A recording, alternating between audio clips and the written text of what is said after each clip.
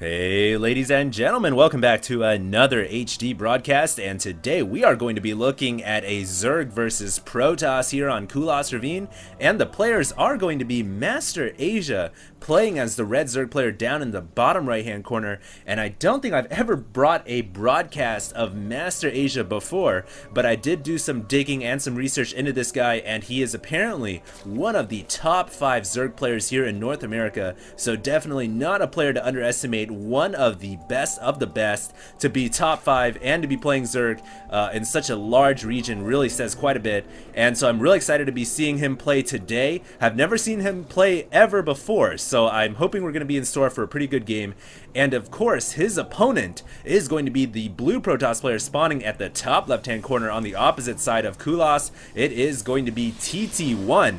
And for those of you guys who are familiar with the Brood War scene, TT1 doesn't really need much of an explanation. A very established professional Brood War player himself, and is just making his mark in Starcraft 2. Really a very accomplished Protoss player. So I'm really excited to see who's going to come out ahead here on Kulas Ravine, the Protoss or the Zerg. Both of these players obviously top tier players in North America.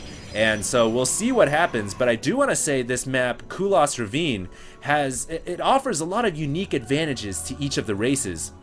Now, the most important thing to talk about, of course, is these backdoor rocks, and of course this ledge up here that overlooks the natural expansion. Now, as a Zerg player, it can be difficult to hold on to saturation here at the natural if the Protoss player decides to go for aggressive plays such as Blink Stalkers or Colossus.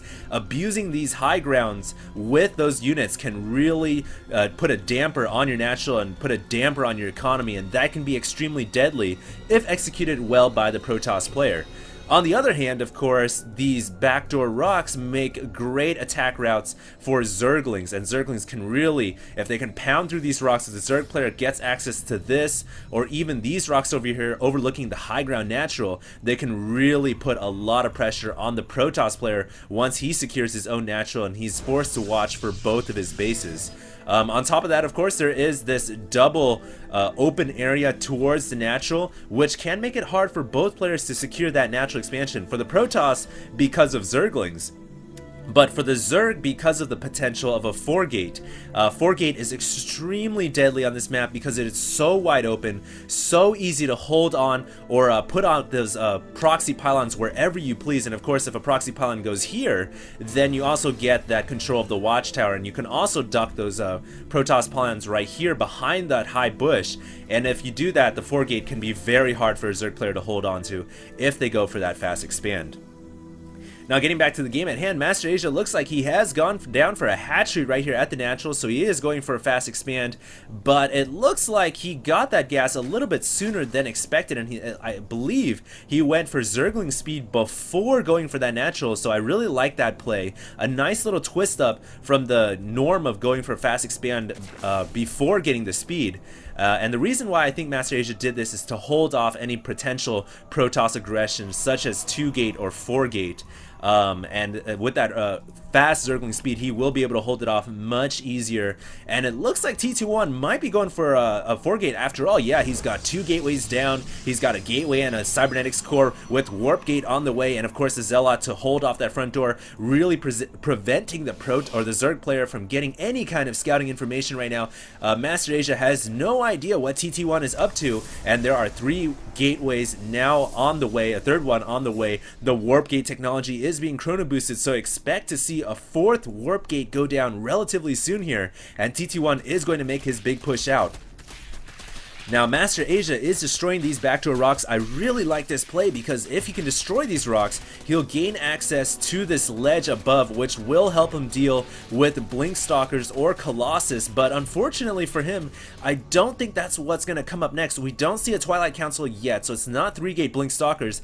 Instead, oh my goodness, is TT1 just going to push out with 3 gateways? Ooh, he's trying to block off his front door right here, and I really like this play because any Protoss player, when they go for aggression, they don't want to allow a Zergling run by to get in, so TT1's trying to position this pylon in the best position possible. I'm not sure if Zerglings can still slip by through that, but TT1 knows best, so apparently, hopefully, he's got that completely walled off for the Protoss sake. And here we go, TT1 is going to start to push out, but he just doesn't have a fourth warp gate up, and he really has a lot of extra resources here. Could be a lot more sentries, could be more zealots or stalkers on the field, but here we go. Looks like TT1 is gonna go for an early aggression here, gonna almost take out that queen. Queen's gonna run back, and the spine crawler gonna start to go down. Zergling's trying to flood in, and of course with that speed, MasterAsia is going to be able to get some Zerglings in, but the force field's blocking the majority of them off, and it looks like TT1 is going to do some crucial damage, killing off that spine crawler. More Zerglings running in, and this time TT1 is going to be able to hold off yet again. Wow, MasterAsia here needs some roaches so badly, even though he's got 14 more Zerglings, 8 more Zerglings on the way right now. I'm not sure if it's going to be enough, and that proxy pylon is starting to morph in, and you can bet your balls that the TT1 is going to morph in a ton of zealots to deal with all of these speedlings right now. 2 more spine crawlers going up, and it looks like MasterAsia might think about going for a flank counterattack. Oh, he's going to go straight for the sentries, and he's going to take out all the sentries. But, oh my goodness, he lost quite a few Zerglings right there to take out those sentries. Not sure if that was the best trade.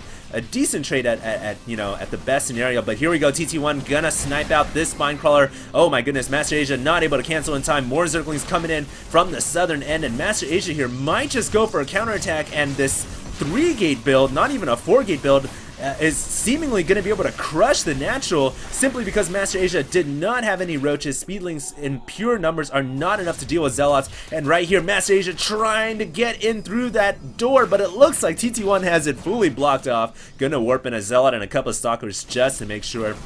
And now the hatchery could very well go down. MasterAsia here in a lot of trouble, has 2 spine crawlers morphing up at the main, realizing that he's in a big crap of doo-doo right now, and it looks like he is going to come in with Zerglings from the south and the retreating Zerglings from the forward attack.